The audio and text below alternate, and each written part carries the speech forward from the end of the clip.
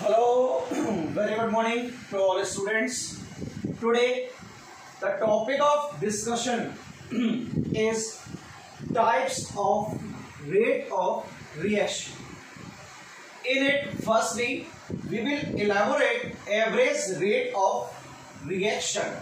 Suppose I am asking, how will you calculate the average velocity in case of physics? So students, the average velocity is always the final displacement minus initial displacement will be divided by final time from the initial time.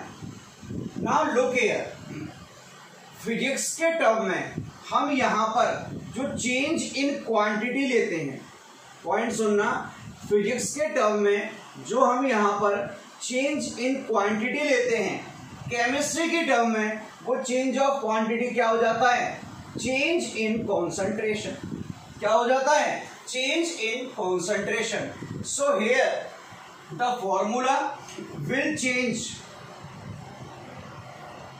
and it is average rate of reaction. It is equal to the final concentration at time t2. I am assuming the final time is t2 minus initial concentration at time t1 upon final time, that is t2, and initial time, that is t1. You can also write in this way, the average rate of a reaction, it will be equal to the final concentration upon minus initial concentration upon final time minus initial time. Now look here, it is finite time interval. It is finite time interval. So we can say the rate of reaction, meaning is that the average of rate of reaction, it always calculate for finite time period. अगर आपका time period बेटा जी क्या है? Definite है, तो आप उसके लिए क्या कैलकुलेट करोगे? Average rate of reaction. So यहां मैं एक ब्रैकेट बना के डाल रहा हूं, ये आपका फॉर्मूला किसका है? एवरेज रेट ऑफ रिएक्शन का। बहुत इजी है, इसके न्यूमेरिकल बहुत इजी आते हैं, जो कि कॉम्पिटिटिव पॉइंट ऑफ व्यू से कभी भी पूछे नहीं जाते। Second rate of reaction is instantaneous rate of reaction. So इस टॉपिक को स्टार्ट करने से पहले मैं दोबारा डिस्कस करूंगा वेलोसिटी को, और अब वेलोसिटी कौन सी होगी? Instantaneous velocity. कौन सी वेलोसिटी है? Instantaneous velocity. So now look here, instantaneous velocity, first word is instant, and instant stand to particular point of time, particular point of time. For example, अभी अभी हमने ये देखा था थोड़ी देर पहले, जो एवरेज रेट ऑफ रिएक्शन है बेटा, वो कैलकुलेट हो रही थी किसी टाइम इंटरवल के लिए। जैसे उसने आपको इनिशियल टाइम दे दिया था एग्जामिनर ने, और एक फाइनल टाइम दे दिया था। तो इनिशियल और फाइनल के बिटवीन जो कैलकुलेट कर रहे थे वो क्या था? एवरेज। यहां पर एक पर्टिकुलर पॉइंट ऑफ टाइम पर कैलकुलेट कर रहे हैं। जैसे मैं आपसे बोल दूं t इजिकल टू 5 सेकेंड पर किसी पार्टिकल की वेलोसिटी कैलकुलेट करो। क्या कैलकुलेट करो? पार्टिकल की वेलोसिटी। कोई पर्टिकुलर पार्टिकल आपको दे दिया है और आपसे पूछा है कि उसकी वेलोसिटी क्या होगी, तो आप 5 सेकेंड पर कैलकुलेट कर रहे हो, मतलब ये इंस्टेंट पॉइंट है। अगर किसी इंस्टेंट पॉइंट पर वेलोसिटी कैलकुलेट करोगे तो वो क्या होगी? Instantaneous velocity. तो यहाँ पर रेट ऑफ रिएक्शन है, तो वेलोसिटी की जगह सिर्फ एक छोटा सा चेंज आ जाएगा। क्या हो जाएगा? कॉन्सेंट्रेशन। अब फिजिक्स में आप क्या लिखते थे? V इंस्टेंटेनियस, मतलब V inst is equal to dx upon dt and t tends to 0। t tends to 0 का मीनिंग क्या है? Dear, the time is going to be shift on a particular period of time, that is 0। मतलब time जो है वो किस पर shift हो रहा है? 0 पर। मतलब डेल्टा टी किस पर शिफ्ट हो गया? 0 पर। तो इतनी रामायण महाभारत याद नहीं रखनी, यहां लिखना है it calculate at instant point of time, instant point of time. तो देखो यहां से आपका एक बहुत प्यारा सा फॉर्मूला जनरेट होता है और फॉर्मूला है आपका V इंस्टेंट R इंस्टेंटेनियस, मतलब रेट ऑफ रिएक्शन क्या है, instantaneous. It is equal to dx over dt and delta t tends to 0, meaning is that at particular point of instant we are calculating the rate of reaction. Suppose I am giving you two graphs. First one is this one. On y axis I am taking concentration and on x axis I am putting the particular time period. Again the graph is same. On y it is rate of reaction, sorry, on y it is concentration and on x it is time. The graph is like this and here the graph is similar. Now look here. Suppose at t is equal to 5 seconds, the concentration is 10 mole per liter and at 10 seconds the concentration reduced from 10 to become 5 mole per liter. यह point देखना, initial time पर concentration है 10 और final time पर कितनी है 5। सबसे पहले ये आइडेंटिफाई करना होता है either it graph belongs to reactant और प्रोडक्ट। ये ग्राफ किसका है, रिएक्टेंट का है या प्रोडक्ट का है, आपको ये आइडेंटिफाई करना है। तो देखो एक रिएक्शन है, सपोज करना A is going to be B at t is equal to 0 second, इसकी कंसंट्रेशन है C। तो ये क्या होगा, नील, टाइम वेस्ट नहीं करना, पहले बता चुका हूं लास्ट लेक्चर पर। ये t is equal to t dash है, अगर ये x हुआ तो ये क्या हो गया C माइनस एक्स। तो एक पॉइंट देखो, जैसे जैसे टाइम पीरियड इंक्रीज हो रहा है तो रिएक्टेंट की कॉन्सेंट्रेशन क्या हो रही है, डिक्रीज। भाई रिएक्टेंट की कॉन्सेंट्रेशन तो क्या हुई, डिक्रीज, और प्रोडक्ट की क्या हो रही है, इंक्रीज। तो यहां पर देखना t इज इक्वल टू 5 है, ये इनिशियल टाइम हो गया, इनिशियल पर 10 मोल पर लीटर है और फाइनल पर कितनी है 5 मोल पर लीटर। तो कॉन्सेंट्रेशन क्या हो रही है, डिक्रीज। और अगर कॉन्सेंट्रेशन टाइम पीरियड के साथ डिक्रीज हो रही है तो बेटा जी ग्राफ किसका होगा, वो आपका रिएक्टेंट का। अब आपको काम क्या करना है, इसकी रेट ऑफ रिएक्शन कैलकुलेट करनी है। एक पॉइंट तो समझ में आ गया होगा, टाइम इंटरवल है तो रेट ऑफ रिएक्शन कौन सी हो गई आपकी, एवरेज। क्या हो गई, एवरेज। अब रिएक्टेंट के लिए है तो रेट खुद ब खुद क्या हो जाएगी, negative. What is final concentration here? It is 5. What is initial? It is 10. Will be divided by the final time. It is 10 and initial time it is 5. So from here minus 5 minus of minus 5 divided by 5 minus plus 5 to 5 it is 1. 1 mole per liter per second. क्या आ गई इसकी rate आ गई। तो देखो सबसे पहला काम होता है ग्राफ को आइडेंटिफाई करो किसका है। अगर ग्राफ रिएक्टेंट का है तो कॉन्सेंट्रेशन डिक्रीज होगी बेटा, और अगर ग्राफ प्रोडक्ट का है तो कॉन्सेंट्रेशन क्या होगी, इंक्रीज। ये एवरेज की बात हुई। यहां पर मैंने आपको लिख के दे दिया 1 2 3 4 5 6 1 2 3 4 5 6।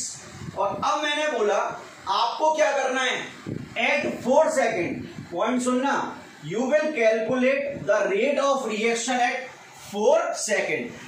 क्वेश्चन की स्पेशलिटी देखो, मैंने यहां फर्स्ट क्वेश्चन में आपको एवरेज टाइम पीरियड दिया है कि बिटवीन 5 सेकेंड टू 10 सेकेंड, और सेकेंड के अंदर जो मैंने आपको प्रोवाइड कराया है on 4 second you will calculate the particular rate of reaction.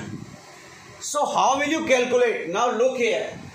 In first question we was taking average on the other hand in it will calculate at 4 second. तो यहां पर ग्राफ पर इसके इक्विवेलेंट देखो 4 सेकेंड कहां आ रहा है, ये ड्रॉ कर दिया। अब आपको क्या करना है, फिजिक्स में आपने टेंजेंट लेना सीखा है, यहां टेंजेंट ले लो इसका। इस पॉइंट पर क्या मार्क करना है हमें, टेंजेंट। अब एक चीज देखो, आप फिजिक्स में इंस्टेंटेनियस वेलोसिटी कैसे कैलकुलेट करते थे, dv upon dt। So dear here also the instantaneous reaction rate will be equal to d it is y upon dt। Simple क्या करना है, इस ग्राफ का जो स्लोप आएगा, मैंने क्या बोला, इस ग्राफ का जो स्लोप आएगा वो क्या हो जाएगा, आपका इंस्टेंटेनियस रेट हो जाएगा। तो यहां देखना, इसके पैरेलल y एक्सिस पर ये कौन सा मान लिया मैंने, 5.5। आपको इसके पैरेलल y पर और इसके पैरेलल x पर पॉइंट देखने हैं, ये कितना हो गया 5.5। It will be divided by 6 mole per litre पर सेकेंड। कुछ नहीं करना, इंस्टेंटेनियस का क्वेश्चन आए तो आप स्लोप मार्क करो, सॉरी टेंजेंट मार्क करो और उसका स्लोप ले लो, और जो स्लोप आएगा वही क्या हो जाएगा आपका इंस्टेंटेनियस रिएक्शन। तो आपके सामने दो फॉर्मूले आ चुके हैं, इंस्टेंटेनियस का आ गया और एवरेज का आ गया, आराम से देख लो, कोई दिक्कत नहीं है। फर्स्ट वाले में एवरेज था, सेकंड वाले में हमने क्या लिया है, एक इंस्टेंट पॉइंट ले लिया है।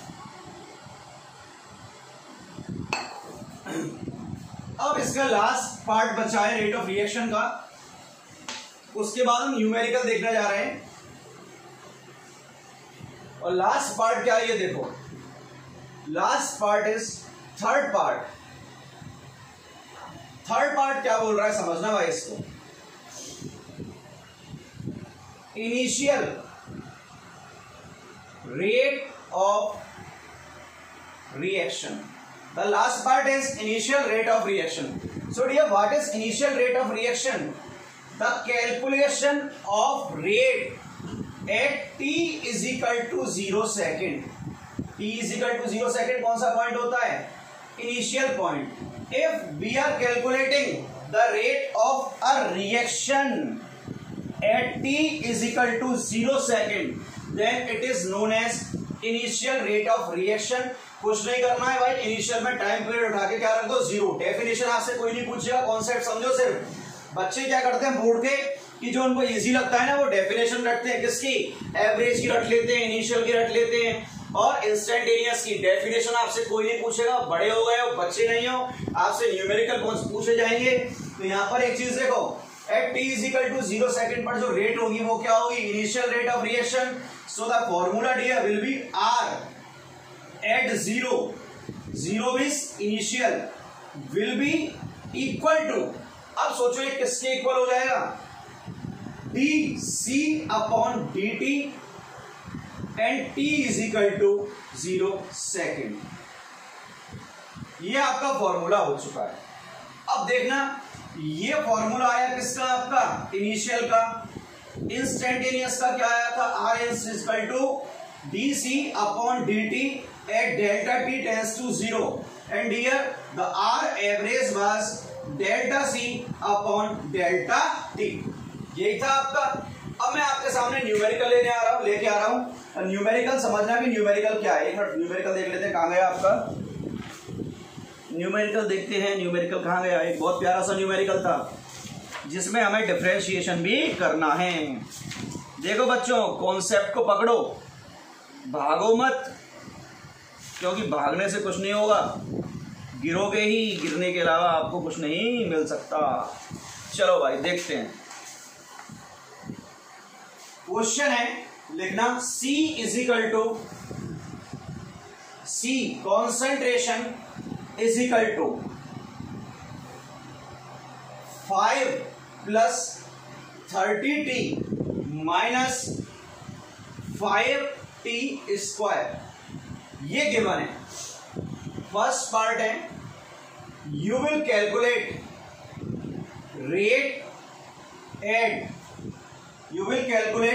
रेट एट 5 सेकेंड, और सेकेंड पार्ट है calculate initial rate of reaction. आपको रेट किस पे कैलकुलेट करनी है? 5 सेकंड पर। मतलब आपको एक instant point of time provide करा दिया। तो यहां देखना रेट कौन सी है? इंस्टेंटेनियस है, is equal to dc upon dt। So d upon dt 5 plus 30t minus 5t square. What will be the differentiation of 5? It is constant quantity, so it will become 0. What will be differentiation of 30t? t की power 1 है तो वो आगे आ गया 1 minus 1 0. It is 30. 2 आगे आया 10t. So from here r instantaneous it is equal to 30 minus 10t. ये आपका आंसर आया है। अब आपको कैलकुलेट कितने टाइम पीरियड पे करनी है? 5 सेकंड पर। तो यहाँ 5 पुट कर दो। 30 minus 10 into 5 it is minus 20 and in mole per litre पर सेकंड। और आपको एक बात बहुत अच्छी तरह से पता है कि रेट जो होती है ना, क्या बोला, जो रेट होती है वो कभी भी नेगेटिव नहीं होती है। क्या कह रहे हैं हम? रेट जो होती है ना वो कभी भी नेगेटिव नहीं होती है। तो ये आंसर क्या आएगा आपका? 10 मोल पर लीटर पर second. On the other hand you are going to be calculate the initial rate of reaction, meaning is that dear you will calculate rate at t is equal to 0 second. You will calculate at t is equal to 0 second. What is your equation? The equation is r is equal to 30 minus 10t and the time period it is going to be, it is given to you, that is 0. So r is equal to r 0 30 minus 10 into 0. So r naught is equal to 30 mole per liter per second. Now look here. What we have do with this particular reaction? We have done with instant and initial. In case of instant, the rate will be calculated at t is equal to 5. On the other hand, the rate will be calculated t is equal to 0. तो अब यहाँ से clear होता है कि इसके question कैसे solve करने होते हैं। तो दोनों क्वेश्चनों को देखें, फिर देखते हैं कि हमें क्या करना है, करना भी है नहीं करना। सर आप ऐसे मजाक करते रहते हो। 17 सेकंड का लेक्चर हो चुका है।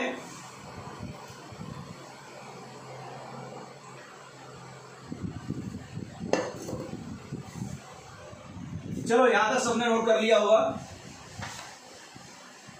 अब बेटा जो क्वेश्चन है ना, वो क्वेश्चन एडवांस का क्वेश्चन है इंटीजर फॉर्म में। एडवांस 016 का क्वेश्चन है और क्वेश्चन ये है, एक अनबैलेंस्ड इक्वेशन प्रोवाइडेड है a:b, it is unbalanced equation. ये आपको प्रोवाइड कराई है एग्जामिनर ने। एग्जामिनर ने और क्या आपको दिया है? सर एग्जामिनर ने हमको धोखा दिया है। तो धोखा तो बेटा एग्जामिनर बहुत तगड़ा देता है, क्वेश्चन सॉल्व भी नहीं होते एडवांस के। Is equal to log dB upon dt plus 1, ये आपको गिवन है। And you will calculate the molar ratio of A and B, question mark. आपको मोलर रेशो कैलकुलेट करना है किसका? A और B का। तो देखो भाई यहां पर करेंगे क्या, ढंग से समझना अब इस पॉइंट को। Molar ratio of A and B कहीं भी कैलकुलेट करने को बोले ना, इसका मतलब सबसे पहले आपको बैलेंस्ड इक्वेशन ऑब्टेन करनी है। क्या ऑब्टेन करोगे? Balanced equation. अब बैलेंस्ड इक्वेशन ऑब्टेन करनी है तो वो कैसे आएगी जरा देखो। log minus D A upon D T है, इसको एडिटेज रख दो। log minus D A upon D T it is equal to log of D B upon D T. Now look here, 1 किस log की वैल्यू होती है? 10 की। log ऑफ 10 इट इज 1, यहां पुट कर दिया।